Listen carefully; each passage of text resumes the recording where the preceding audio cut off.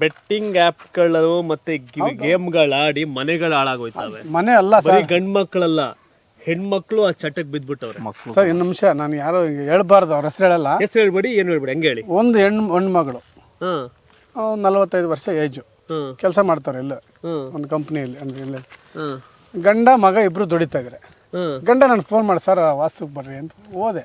ವಾಸ್ತುಗೆ ಹೋದಾಗ ಎಷ್ಟು ನೋಡಿದ್ದೀನಿ ಅಂದರೆ ಜೀವನ ಮುಂಚೆ ನಾನು ಸಿನಿಮಾದಲ್ಲಿ ಜೀವನ ಅಲ್ಲ, ಇಲ್ಲಿ ಜೀವನ ಅಲ್ಲ, ಈ ಮನೆಗಳಿಗೆ ಹೋಗಿ ಬರ್ತಾ ಇದ್ದೀನಲ್ಲ ವಾಸ್ತುಗೆ, ಒಂದೊಂದು ಜೀವನಗಳು ನೋಡ್ತಾ ಇದ್ರೆ ಬಾ ಬಾ ಬಾ ಬಾ ಬಾ ಬಾ ಎಷ್ಟು ಪ್ರಪಂಚ ಕೆಟ್ಟೋಗಿದೆ, ಏನಾಗಿದೆ. ನಾನು ಹೇಳಿದ್ನಲ್ಲ ಈಗ ಈ ನಡುವೆ ಬಸ್ಸಲ್ಲಿ ಹೋಗ್ತೀನಿ, ತುಂಬ ದೂರ ಆದರೆ ಕ್ಯಾಪ್ ಹಾಕೊಂಡ್ಬಿಟ್ಟು ಮಾಸ್ಕ್ ಹಾಕೊಂಡು ಬಸ್ಸಲ್ಲಿ ಹೋಗ್ತೀನಿ.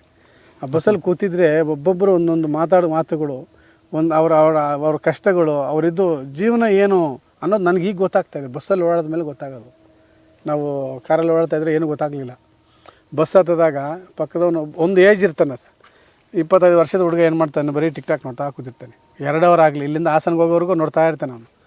ಅದೇ ಇನ್ನೊಂದು 45 ಇಯರ್ಸ್ ಅವನು ಫೀಸ್ ಕಟ್ಟಬೇಕು, ಮಗುಗೆ ಅದು ಮಾಡೋ, ಅದು ಯಾರ ಹತ್ರ ದುಡ್ಡು ಕೇಳೋಣ, 5,000 ರೂಪಾಯಿ ಕೊಡಿ ಸರ್ ಒಂಚೂರು ಹೆಲ್ಪ್ ಮಾಡೋ. ಸ್ವಲ್ಪ ಏಜ್ ಅವರು ಯಾವ ಟೂರ್ಗೆ ಹೋಗೋಣ, ಯಾವ ದೇವಸ್ಥಾನಕ್ಕೆ ಹೋಗೋಣ ಅಂತ ಅವ್ನು ಕೇಳ್ತಾ ಇರ್ತಾನೆ.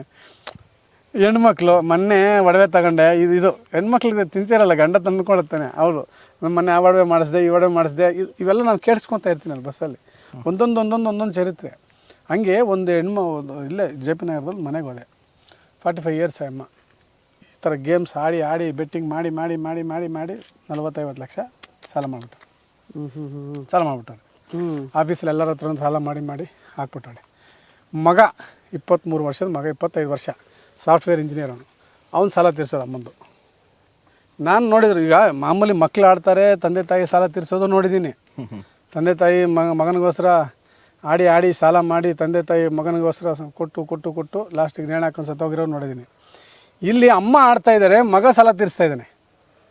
ಮಗ ಆಡ್ತಾ ಇಲ್ಲ, ಅಮ್ಮ ಆಡ್ತಾ ಇರೋದು 45 ವರ್ಷ ಅಮ್ಮನಿಗೆ. ನಾನು ಮುಗಿದ ಅಮ್ಮನ ಕ್ಯಾಕರಿಸಿ, ಏನಮ್ಮ ನಿನ್ಗೆ ಬಂದಿರೋದು, ಪ್ರಪಂಚದಲ್ಲಿ ಹುಡುಗರು ಆಡ್ತಾರೆ, ಆ ಮಗ ಪಾಪ ಅವ್ನು ನಿನ್ನ ಸಾಲ ತೀರಿಸಲ್ಲ. ಅದನ್ನೇ ಹೇಳ್ತಿರೋದು.